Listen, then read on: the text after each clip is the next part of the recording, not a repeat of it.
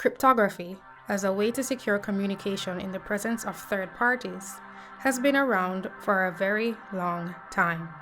Cryptography, as used in digital currencies, now called cryptocurrencies, which allow the secure transfer of wealth, began through the research of cryptographers in the 1970s through to the 1990s. This was the precursor for the tiny slice of time we are about to look into. In order to understand the nature of privacy coins, we must start at the beginning.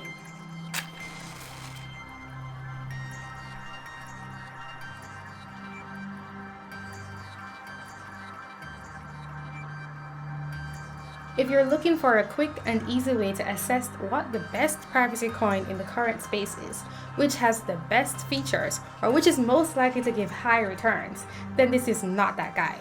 My goal is to give you the power to make your own decisions, to clearly state my biases, and educate. I really wanted to understand this niche of the crypto space due to my background and current loyalties, and grasp the nuances of the features, origins, and timelines of technologies used in privacy coins, while not being anything close to a developer myself. This is going to be a 3-part series, starting with an overview and basic review of the technology, then looking at its implications, and ending with why I like a specific project. Part 1 will be split into 2 for this video series, because it's a lot of information to take in, at least I think so. This might be mildly interesting or very educational. I will include links in the description. Cryptocurrencies are young, and existing privacy coins are deploying technology that is a work in progress. This series assumes a basic understanding of how blockchains work, specifically as used in cryptocurrencies. If you don't have that understanding, I think you should get it, because cryptocurrencies have a long way to go before reaching their end game, when the world relies on the technology without understanding it. So, shall we do a deep dive into the privacy coin space? First, there was Bitcoin. Cryptocurrencies allow you to tokenize value and track its exchange between hands over time, with transaction information verified by a distributed network of users. The most famous version of a cryptocurrency in use is Bitcoin, defined as peer-to-peer electronic cash. Posted anonymously in 2008, the white paper is rumored to have been in direct response to the global financial meltdown and public distrust of the conventional banking and financing systems. Although cryptographic techniques are used in Bitcoin to ensure that 1. Only the owner of a specific wallet has the authority to spend funds from that wallet. 2. The public address is linked but cannot be traced by a third party to the private address. And 3. The information is stored via cryptographic hashing in a Merkle tree structure to ensure data integrity. The actual transaction information is publicly visible on the blockchain and can be traced back to the individual through chain analysis. This has raised fears of possible financial censorship or the metaphorical tainting of money due to its origination point, as demonstrated in the Silk Road marketplace disaster. This can happen because fiat money is usually exchanged for cryptocurrency at some point, as crypto enthusiasts like myself are born into the real world and inevitably cash out. There are already chain analysis firms and software that are increasingly efficient at tracking transactions on the Bitcoin blockchain. This lack of privacy is one of the limitations of Bitcoin that has resulted in the creation of altcoins that experiment with the different features of a cryptocurrency. Privacy coins are figuring out how to introduce privacy in addition to the payment network. The goal is to make the cryptocurrency fungible, each unit able to be exchanged for equal value without knowledge of its transaction history, like cash, while being publicly verifiable on a decentralized network. In other words, anyone can add the math up without being able to see the full details. Some privacy solutions and protocols have popped up as a result.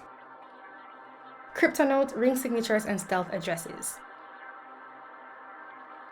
In December 2012, Cryptonote introduced the use of ring signatures and stealth addresses, along with other notable features such as its own codebase, to improve cryptocurrency privacy. An updated Cryptonote version 2 came in October 2013, though there is some dispute over the timeline. The second version was also authored under the name Nicholas van Saberhagen, I think that's how it's pronounced. Like the first version, ring signatures hide sender information by having the sender sign a transaction using a signature that could belong to multiple users. This makes a transaction untraceable. Stealth addresses allow a receiver to give a single address, which generates a different public address for funds to be received at each time funds are sent. That makes a transaction unlinkable. So in terms of privacy, Cryptonote gave us a protocol for untraceable and unlinkable transactions. The first implementation of Cryptonote technology was Bitcoin in March 2014. The timeline is disputed as well. And this spawned many children, aka forks, in subsequent years, a notable example being Monero in April 2014, based on Cryptonote version 2. The pros of Cryptonote's ring signatures and stealth addresses include that it hides transaction amounts and receiver privacy. Privacy can be turned on by default. It's a mature technology, and it does not require any third party to provide privacy. Cons include that privacy is not very effective without high volume. Then there was Coinjoin used in Dash. Arriving on the scene around January 28 to August 22, 2013 was Coinjoin. Bitcoin developer Gregory Maxwell proposed a set of solutions to bring privacy to Bitcoin and cryptocurrencies, the first being Coinjoin. Coinjoin, sometimes called CoinSwap, allows multiple users to combine their transactions into a single transaction by receiving inputs from multiple users and then sending their outputs back to them, irrespective of who in the group the inputs came from. So the receiver will get whatever output amount they were supposed to get, but it cannot be directly traced to its origination inputs.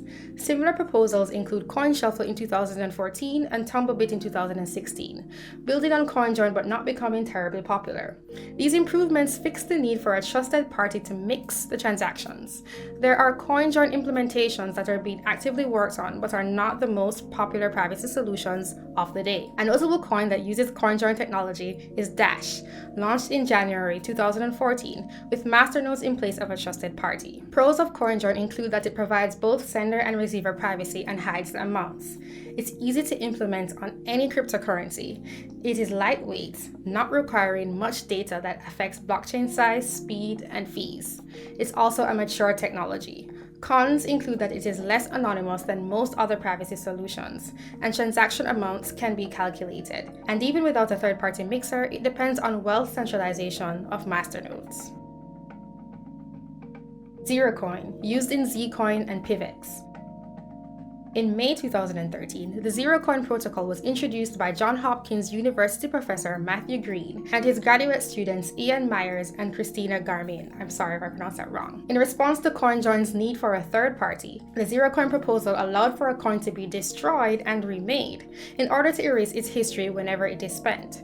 Zero-knowledge cryptography and zero-knowledge proofs are used to prove that the new coins for spending are being properly made. A zero-knowledge proof allows one party to prove to another that they know specific information without revealing any information about it, other than the fact that they know it. Zerocoin was not accepted by the Bitcoin community as an implementation to be added to Bitcoin, so a new cryptocurrency was formed. Zcoin was the first cryptocurrency to implement the Zerocoin protocol in 2016. Pros of Zerocoin include that it provides sender and receiver privacy, its supply can be audited, it's a relatively mature technology, and it does not require a third party. Cons include that it requires a trusted setup. There are large proof sizes, so it is not lightweight. Here, I'm going to take a break in my narration. Next up, we'll go on to privacy solutions that came in 2014. See you soon.